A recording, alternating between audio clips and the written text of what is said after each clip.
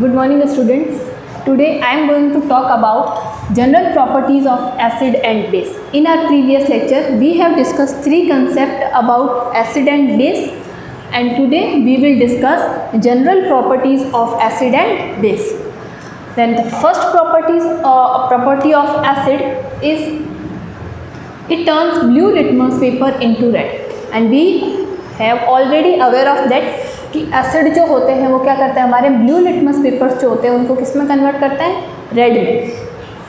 और इसका अपोजिट किस में हो जाएगा, बेस में। It turns red litmus paper into blue. ठीक है, तो ये सबसे बेसिक जनरल प्रॉपर्टी है ऑफ एसिड एंड बेस। उसके बाद में बेसिकली इस जनरल प्रॉपर्टीज़ में हमको पढ़ना क्या है, chemical reaction of acid and base. तो अब हम बात करेंगे कि एसिड जो है how it react with metal, metal oxide, metal carbonate, metal hydrogen carbonate, तो इनके बारे में हम डिस्कस करेंगे। तो सबसे फर्स्ट मैंने यहाँ लिखा है एसिड प्लस मेटल, मतलब कोई भी एसिड जो है वो जब मेटल के साथ में रिएक्ट करता है then it produce salt and H2 hydrogen gas. क्या प्रोड्यूस करेगा, ये हाइड्रोजन गैस प्रोड्यूस करेगा। सेम बेस के केस में भी यही होगा कि बेस जो है वो मेटल के साथ में जब रिएक्ट करेगा तो सॉल्ट और हाइड्रोजन गैस बनाएगा। उसके बाद में हम मेटल हाइड्रोक्साइड की बात करेंगे, लेकिन इससे पहले हम इसका एक एग्जांपल देखते हैं। Suppose we have H2SO4 as acid plus Zn is a zinc metal, then it produce ZnSO4 plus H2SO4। ये क्या हो गया हमारा एसिड, जिंक क्या है मेटल, इन्होंने बनाया क्या ZnSO4 which is salt and hydrogen gas. ठीक है, अब हमको यहाँ पे क्या चीज़ ध्यान रखनी है कि जब भी कोई एसिड जो है वो मेटल के साथ रिएक्ट करता है तो हमेशा क्या बनेगी, हमारे पास में हाइड्रोजन गैस बनेगी। इसके लिए आपके बुक में एक डायग्राम गिवन है, एक एक्सपेरिमेंट है जो आप हायर क्लासेस में एक्चुअल में लेबोरेटरीज में क्या करते हैं, परफॉर्म करते हैं। इसके लिए आपको करना क्या होता है, आपके पास में एक टेस्ट ट्यूब है, उसके अंदर आपने क्या ले लिया, H2SO4 का डाइल्यूट सोल्यूशन। अब हमने उसके अंदर क्या डाला, जिंक के कुछ पीसेस। अब जिंक के पीसेस डालेंगे तो जैसे ही मेटल और एसिड जो है वो रिएक्ट करेंगे तो यहाँ पे एक डिलीवरी ट्यूब के थ्रू हमने क्या किया, जो भी गैस, मतलब कौन सी गैस, H2, जब ये दोनों रिएक्ट करेंगे तो H2 बनेगी, वो H2 जो है वो इस ट्यूब के थ्रू हम यहाँ पे क्या कर रहे हैं, एक सॉल्यूशन, सोप सॉल्यूशन के अंदर उसको पास कर रहे हैं। उसके बाद हम क्या देखते हैं कि जब इसके पास में हम जलती हुई तीली लेके जाए या हम कैंडल लेके गए तो क्रैकर्स कैसे साउंड करते हैं, पटाखे कैसे फूटते हैं, वैसे जो है वो पटपट की आवाज़ आती है, जिससे ये क्लैरिफाई होता है कि ये जो गैस है वो कौन सी है, हाइड्रोजन गैस है। बिकॉज जब भी हाइड्रोजन गैस बर्न करती है तो ऐसी क्रैकर्स वाली जो साउंड है वो प्रोड्यूस होती है। ठीक है, तो ये एक सिंपल सा एक्सपेरिमेंट है which is given in your text book. तो एसिड जो है वो मेटल के साथ रिएक्ट करके ऑलवेज सॉल्ट और H2 बनाएगा। अब देखते हैं वापस बेस के केस में कि बेस जो है वो क्या करते हैं, बेस जो है वो भी मेटल के साथ में रिएक्ट करके सॉल्ट और H2 गैस बनाते हैं। For example suppose we have NaOH as base, sodium hydroxide plus metal, again हमने यहाँ पे क्या ले लिया, zinc. Then what will be get, Na2 ZnO2 plus क्या बनेगा हमारा, hydrogen gas. It is called as sodium zincate, sodium zincate, क्या कहेंगे इसको हम, sodium zincate.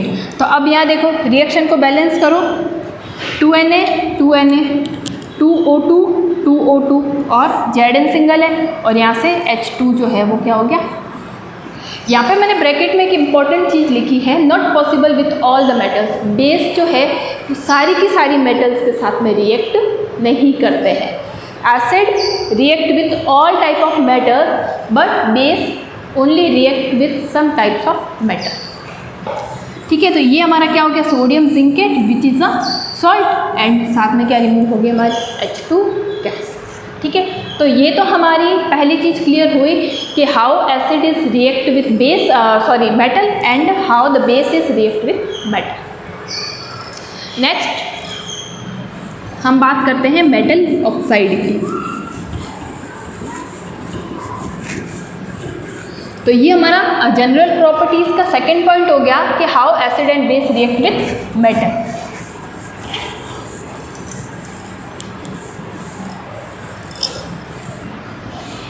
Now the third point, acid react with metal oxide, metal oxide। Okay, क्या बनाएगा, salt and water। क्या बनाएगा, salt and water।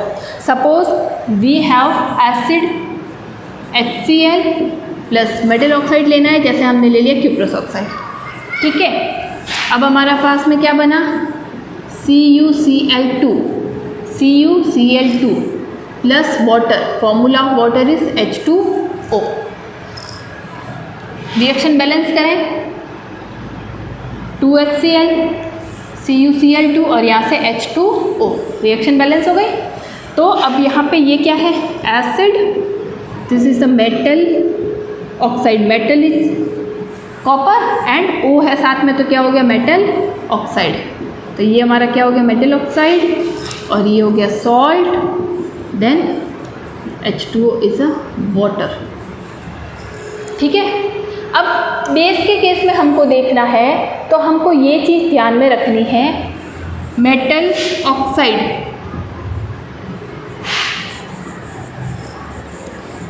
ये इम्पोर्टेंट नोट है, मेटल ऑक्साइड, मेटल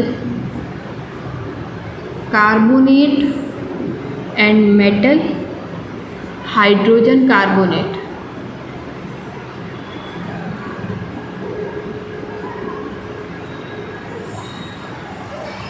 ये तीनों, ये इनका नेचर कैसा है, बेसिक, बेसिक इन नेचर। कैसे है ये, बेसिक इन नेचर है।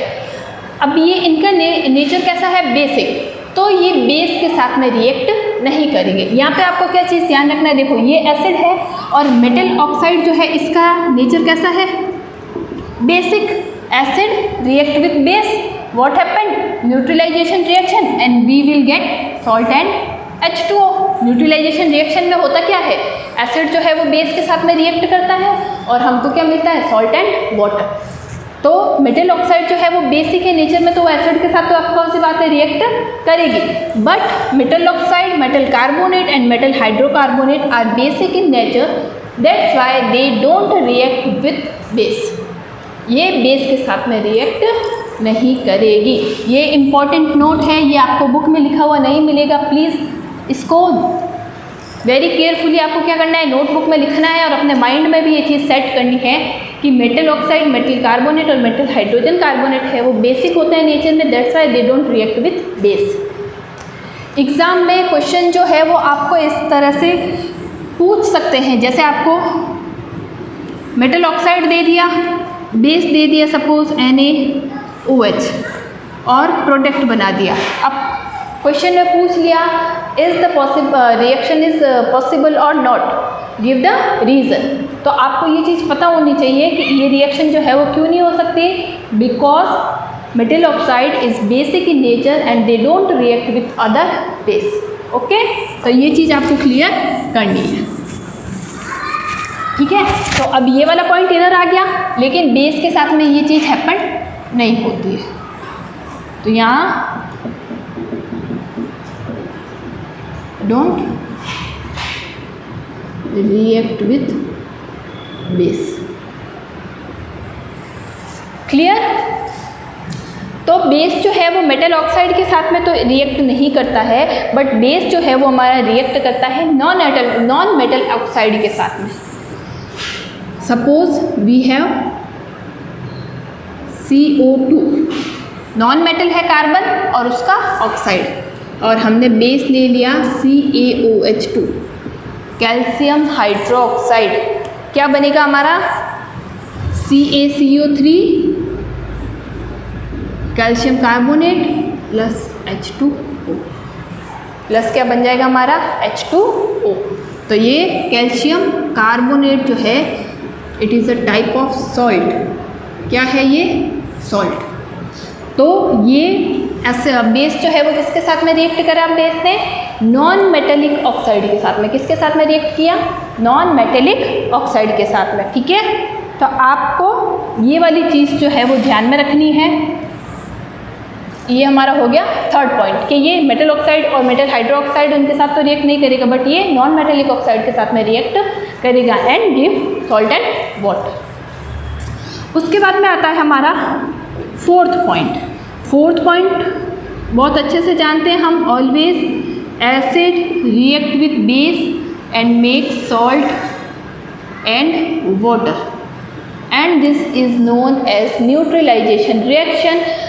Why neutralization? Because when base react with acid, it lose its property and become neutral. That's why this reaction is called neutralization reaction. Example बताइए आपको, HCl NaOH. What happened? Salt is NaCl plus H2O. क्या बनेगा? NaCl as a salt और H2O। Acid हमने ले लिया HCl और base हमने ले लिया NaOH। तो these are the general, there are many reaction of acid and base with metal carbonate, metal hydrogen carbonate, लेकिन वो हमारे सिलेबस में नहीं है तो हम उसको नहीं पढ़ेंगे। हमारे सिलेबस में जो है वो चीज़ हमको ध्यान में रखनी है। ठीक है, अब डायरेक्ट ये क्वेश्चंस भी कई बार ऐसा 1 मार्क का क्वेश्चन पूछ लिया जाता है कि मेटल ऑक्साइड का जो है वो नेचर कैसा होता है। तो ये चीज़ आपको ध्यान में होनी चाहिए कि मेटल ऑक्साइड जो है वो कैसे होता है, बेसिक नेचर। उसके बाद में हम बात करते हैं जो भी अभी तक हमने पढ़ा एसिड, बेस और सॉल्ट, उसकी बेसिक एप्लीकेशंस क्या है। Applications of base, acid and salt. इसमें हम सबसे पहले बात करते हैं, there are 2 types of acid, mineral acid और we can call as bench acid, or it is also called an inorganic acid. Inorganic acid, पहले हम बात करते हैं इसकी मिनरल एसिड, बेंच एसिड और इनऑर्गेनिक एसिड। इसमें मोस्टली 3 एसिड आते हैं हमारे, which is hydrochloric acid, H2SO4 sulphuric acid and HNO3 nitric acid. ठीक है, HCl, H2SO4 and HNO3, they are mineral acid because commonly used in laboratories.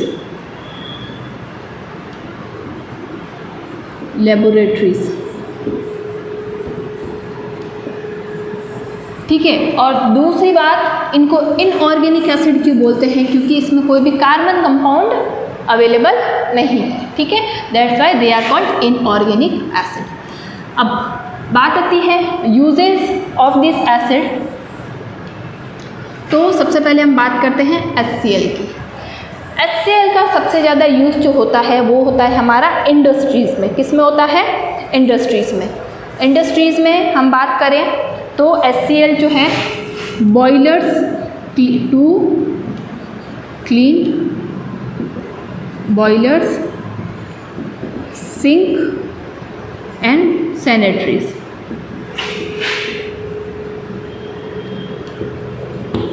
अब देखो boiler क्या होते हैं, बहुत बड़े बड़े प्लांट होते हैं जहाँ पे क्या किया जाता है, इलेक्ट्रिसिटी प्रोड्यूस की जाती है। तो वहाँ पे पानी जो है उसको बहुत हाई टेम्परेचर पे क्या किया जाता है, बॉयल किया जाता है।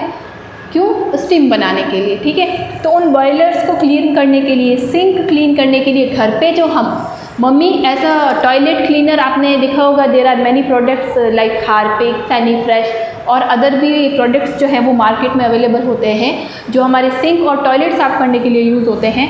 तो उसमें भी क्या होता है, हमारा HCl होता है, ठीक है। तो HCl का यूज़ कहाँ हो गया? To clean boiler, sink and sanitaries.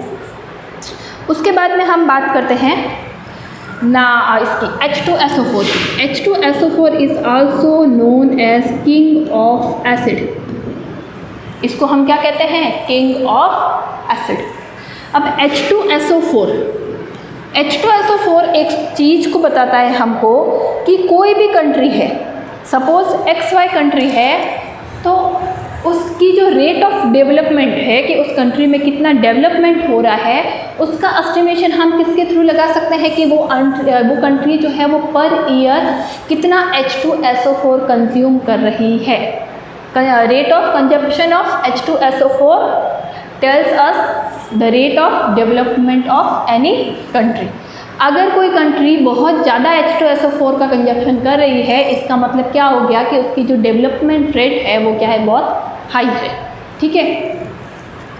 उसके बाद में आता है हमारे पास में HNO3। एक इम्पॉर्टेंट चीज़ होती है एक्वारेजिया।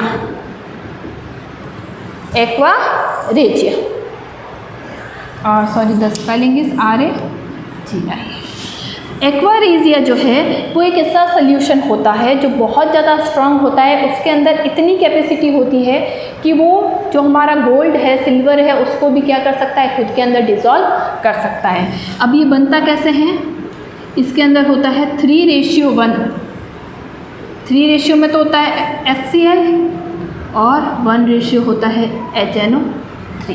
क्या होता है? HNO3। This is important. Aqua regia जो है वो किससे मिलके बना होता है? HCl और HNO3। HCl और HNO3 का रेशियो क्या होता है? 3:1। 3 पार्ट्स तो होते हैं HCl के और 1 पार्ट किसका होता है? हमारा HNO3 का, ठीक है। उसके बाद में आपको क्या चीज़ ध्यान रखनी है? ये तो हमारी सिर्फ बात हो गई किसकी? इनऑर्गेनिक एसिड्स की। किसकी बात हो गई हमारी? इनऑर्गेनिक एसिड्स की। उसके अलावा भी HCl, H2SO4 का इनका क्या है, बहुत इंडस्ट्री में बहुत ज़्यादा यूज़ है। जैसे HNO3 है, इसका यूज़ जो है वो फर्टिलाइज़र बनाने में भी HNO3 का यूज़ जो है वो आता है, ठीक है। These are the inorganic acid and uses of this acid. उसके बाद में आते हैं हमारे organic acid.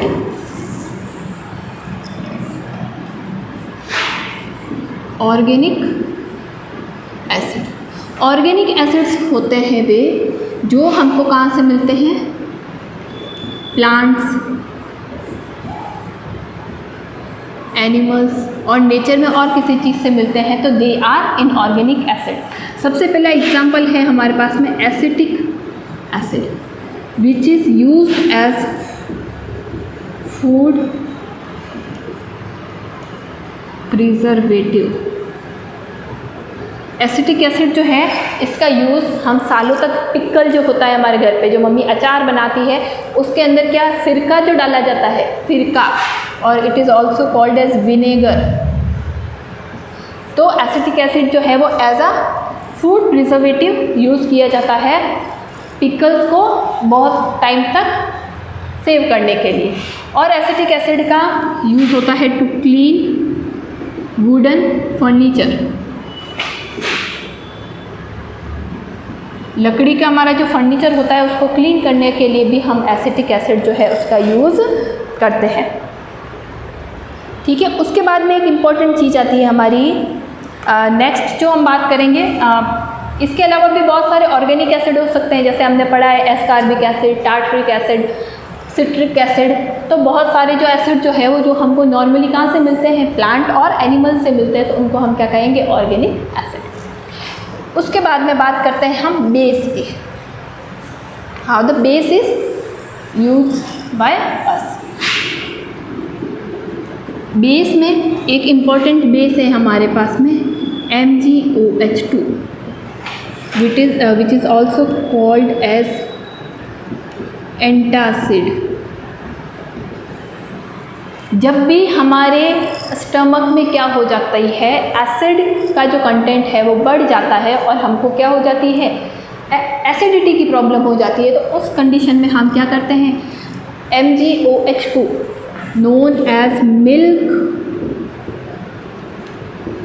Of magnesia, milk of magnesia, इसका यूज़ करते हैं। तो होगा क्या, ये क्या है, बेस है और हमारे स्टमक में क्या है, एसिडिटी ज़्यादा हो गई है, तो ये स्टमक में जाके एसिड और बेस आपस में क्या करेंगे, रिएक्ट करेंगे और न्यूट्रलाइजेशन की रिएक्शन होगी और एसिड का जो खुद की प्रॉपर्टीज़ है वो लूज हो जाएगी। ठीक है, तो एक तो ये हो गया MgOH2, एक होता है हमारा CaOH2, calcium hydroxide,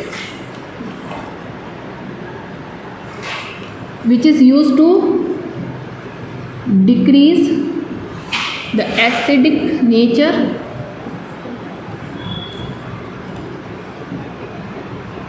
of soil। कई बार क्या होता है, एसिड रेन की वजह से हमारी सॉइल जो है उसमें एसिड का जो कंटेंट है वो बहुत इंक्रीज हो जाता है, तो हम क्या करते हैं, CaOH2 जो है उसको हम सॉइल के साथ में रिएक्ट करवाते हैं, जिससे उसका एसिडिक नेचर जो है वो क्या हो जाता है, हमारा डिक्रीज हो जाता है।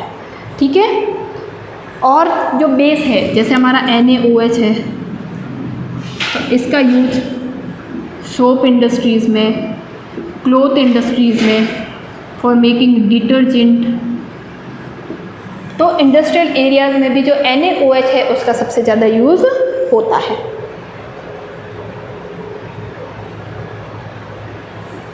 और कैल्शियम हाइड्रोक्साइड जो है इसका यूज पेस्टिसाइड्स बनाने में भी बहुत ज़्यादा किया जाता है, pesticides. These are the basic bases which is used in our daily life. उसके बाद में हम बात करते हैं सॉल्ट की। तो सबसे कॉमन सॉल्ट है हमारे पास में NaHCO3, NaHCO3। ये क्या है, सॉल्ट, जिसका यूज़ हम कहाँ करते हैं, अपने फूड में, अपना जितना भी फूड है उसमें जल्दी से जल्दी फर्मेंटेशन हो जाए और हम जो बना रहे हैं वो चीज़ क्या बने, ज़्यादा फ्लफ़ी बने, उसके लिए हम NaHCO3 का यूज़ करते हैं। उसके बाद में और भी कई सॉल्ट है जैसे AgNO3, इसका यूज़ होता है हमारा फोटोग्राफी में, फोटोग्राफी। CaCO3 फ्लोर्स, जो मार्बल फ्लोर्स होते हैं उनको बनाने में किसका यूज़ होता है, हमारा CaCO3। Ammonium nitrate NH4NO3, ammonium nitrate का यूज़ होता है हमारा एज अ फर्टिलाइज़र। इसका यूज़ किस में होता है, as a fertiliser. Alum K2SO4 Al2SO4 का whole thrice 0.24H2O। This is the chemical formula of alum, or we can say it फिटकरी, which is used as for purification of water। फिटकरी या alum का use कहाँ करते हैं, हम water को प्यूरिफाई करने में इसका यूज़ करते हैं। उसके बाद में भी ऐसे बहुत सारे